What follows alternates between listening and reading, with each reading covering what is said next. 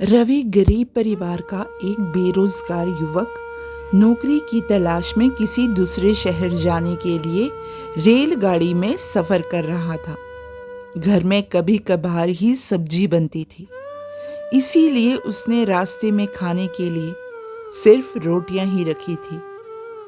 आधा रास्ता गुजर जाने के बाद उसे भूख लगने लगी और वह टिफ़िन में से रोटियां निकालकर खाने लगा।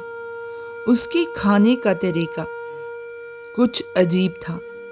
वो रोटी का एक टुकड़ा लेता और उसे टिफ़िन के अंदर कुछ ऐसे डालता मानो रोटी के साथ कुछ और भी खा रहा हो, जबकि उसके पास तो सिर्फ रोटियां थी। उसकी इस हरकत को आसपास के और सभी यात्री देखकर हैरान हो रहे थे। वो युवक हर बार रोटी का एक टुकड़ा लेता और झूठ मूठ का टिफ़िन में डालता और खाता। सभी सोच रहे थे कि आखिर वो युवक ऐसा क्यों कर रहा था। आखिरकार एक युवक से रहा नहीं गया और उसने उससे पूछ ही लिया कि भैया, तुम ऐसा क्यों कर रहे हो? तुम्हारे पास सब्जी तो है ही नहीं, फिर रोटी के टुकड़े को हर बार खाली टिफ़िन में डालकर ऐसे खा रहे हो मानो उसमें सब्जी हो। तब उस युवक ने जवाब दिया, भैया, इस खाली ढक्कन में सब्जी नहीं है, लेकिन मैं अपने मन में यह सोचकर खा रहा हूँ कि इसमें बहुत सारा अचार है। मैं अचार के साथ रोटी खा रहा हूँ।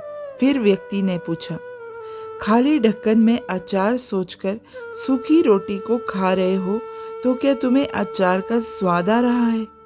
हाँ, बिल्कुल आ रहा है। मैं रोटी के साथ अचार सोचकर खा रहा हूँ और मुझे बहुत अच्छा भी लग रहा है, युवक ने जवाब दिया। उसके इस बात को आसपास के यात्रियों ने भी सुना और उन्हीं में से एक व्यक्ति बोला, जब सोचना ही था तो तुम अचार की जगह एक मटर पनीर सोचते, शाही गोभी सोचते, तुम्हें इनका स्वाद मिल जाता। तुम्हारे कहने के मुताबिक तुमने अचार सोचा तो अचार का स्वाद आया, तो और स्वादिष्ट चीज़ों के बारे में सोचते तो उनका स्वाद आता। सोचना ही था तो भला छोटा क्यों सोचे? तुम्हें तो बड़ा सोचना चाहिए था। मित्रों, इस कहानी से हमें यह शिक्षा मिलती है कि जैसा सोचोगे वैसा पाओगे। छोटी सोच होगी तो छोटा मिलेगा, बड़ी सोच होगी तो बड़ा मिलेगा।